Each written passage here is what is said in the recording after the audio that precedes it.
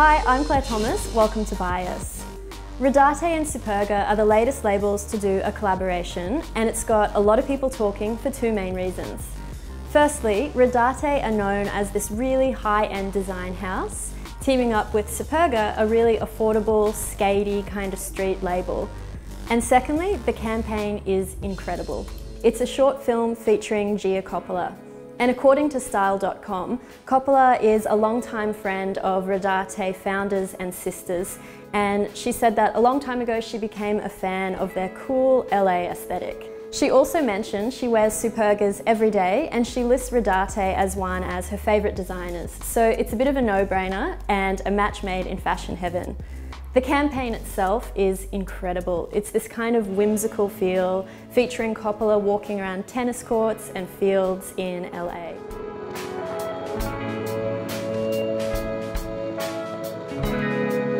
The clothes themselves are a perfect mix between two labels. They feature really cool texturing, cool embossing, and the fabrics featured are denim, leather, netting, and tweed. I absolutely love these two brands, so when combined together with a Coppola in this beautiful short film, I'm absolutely won over. It's amazing.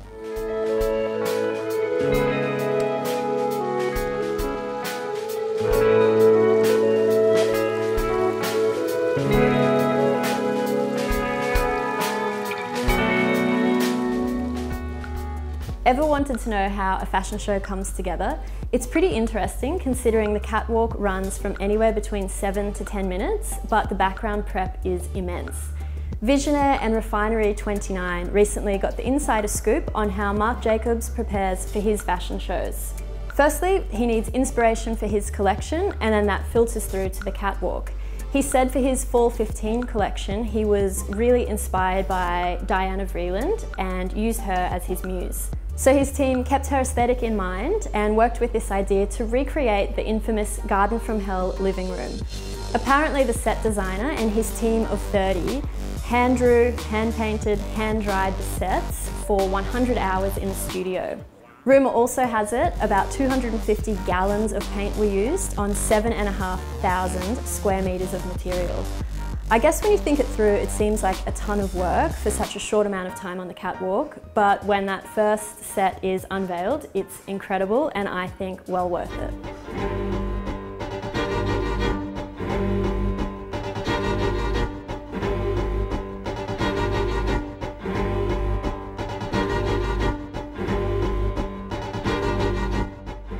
Remember Gladiator Sandals? They were massive back in 2010 and seen all over the fashion tribe and celebrities. Well, they're back, and I'm not too sure how I feel about it. Seemingly Zara are right behind this trend because Gladiator Sandals were seen all over their spring campaign. I didn't really love their Gladiator sandals. I think the khaki colours were really cool, but they used a really thick sole, which makes the shoe look really heavy. But other massive designers are on board.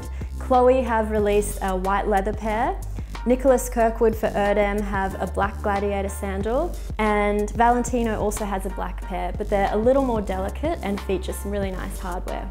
As I said, I'm not a massive fan of the Gladiator sandal. I don't mind the ones that come just about to the ankle, but the ones that skim the knee, I don't really like. They're not conducive for a great tan. I think they're rarely flattering on many people. So this year, it's a trend I'm steering far away from.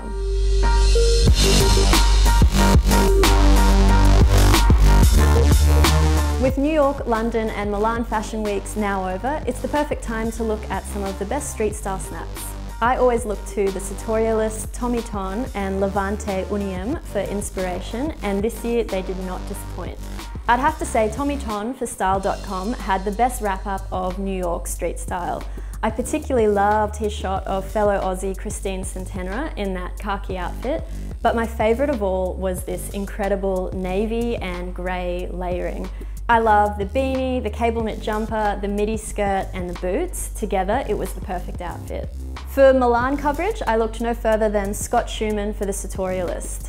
This time he really focused in on all of the detailing on the outfits, and you can see why they really did all the talking this year. And my favourite street style snaps of all absolutely had to be Levante Uniem's take on London Fashion Week. I love the crispness of the photos.